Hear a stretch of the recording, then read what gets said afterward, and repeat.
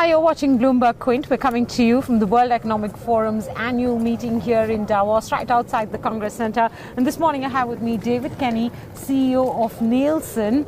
As you know, Nielsen is the world's most recognized company in measurement of both FMCG as well as media. And today we're going to focus a little bit on media measurement, especially because Nielsen just released a rather interesting report that gives hope to many of us that actually do survive on a subscription model. And that is to say that readers and consumers of content, whether it's news or entertainment, are willing to pay more for trustworthy sources of content. So let's talk to Mr. Kenny about that.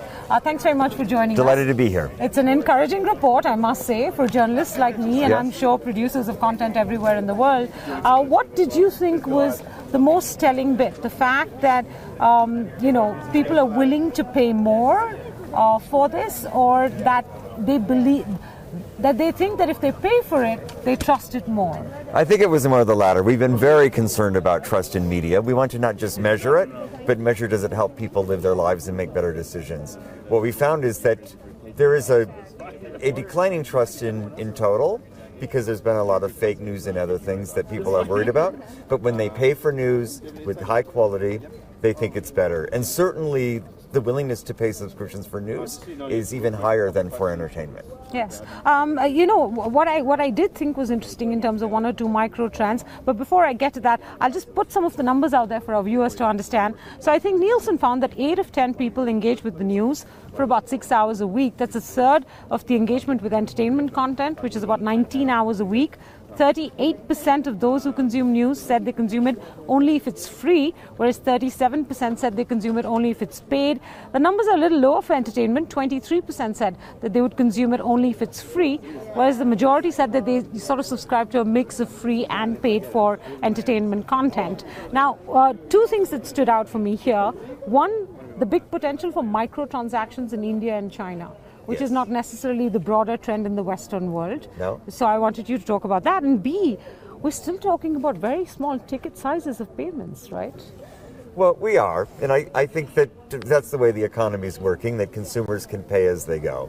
And certainly I think the incredible work that's been done in India by companies like Reliance to make sure that everyone has access is making it easier. So there's low cost of telecommunications, there's easier ways to transact, so people are willing to pay as they see news they need or pay as they see entertainment they need. So it certainly, I think, is going to create an additional economy for the media business in India.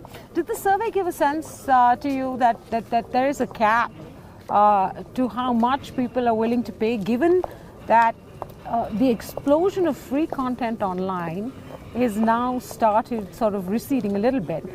People want to be able to read everything, but they can't pay for everything, and those choices are becoming difficult.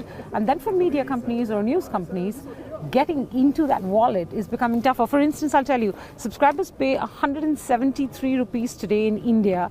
They would be willing to pay up to 347 for news. That's very little. Yes, but I think we have to understand the affordability of households. And also, I think the fact that people will share news with each other. I mean, there's a lot of sharing of content, as we've seen in the Netflix subscription data this week as well. So, on one hand, it's little, but on the other hand, it's something. And we continue to see that folks are going to pay for quality. I would also be careful not to just focus on subscriptions. I also think part of what Nielsen's trying to do with measurement, if we measure everything, it makes it easier for the advertiser to use television, print, and digital together. And so I think the advertising side of media is also poised to get much stronger in India as well. All right, Mr. Kenny, you've been remaking Nielsen over the last 2 years at least. At least on the media side, we're still struggling with online measurement, aren't we? Well, we are, but we've made big progress in India at Nielsen in terms of being able to use new technologies to understand what's going on the mobile phone and the tablet and the PC, as well as digital to the television. And so I would say these new technologies are being more effective and certainly more scalable. There's a lot of complexity in India. Even in television, there's 900 stations, but I think we're finding a way to get to one media truth across all of that. I would also say in India, it's probably the best market we have that we're going to actually start with digital and come back to traditional, because I think that's going to be the way the consumer consumes media, and we want to bring that integrated measurement from digital back to India in the next year. And what do you make of the influx of OTT players globally as well as in India? For instance, the latest one had me, a little intrigued. Peacock by NBC, which also does traditional live streaming television, as one would say. So you get onto the app and there is something playing, and you can choose to watch that, or you can choose to watch video on demand, and just the various options available. How is that making measurement even more complex in terms of who's watching what and how much? Well, the first thing we measure is the audience, and I think what it's telling us is these new innovations are having people spend even more time with media. So we love the fact that media is growing.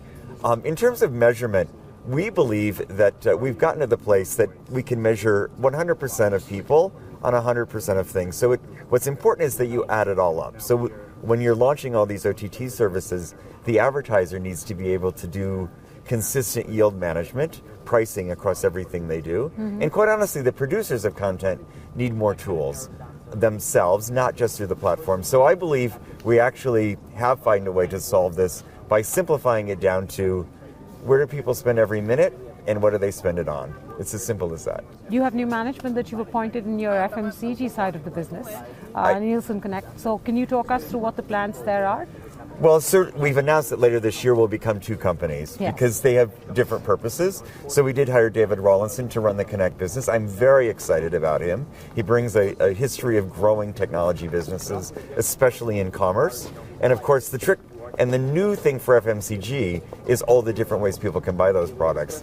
The supermarket and drugstores are where they started, but so much more is going to e-commerce, including in India. And I think David's going to really help modernize Nielsen Connect to cover everywhere that people buy consumer goods.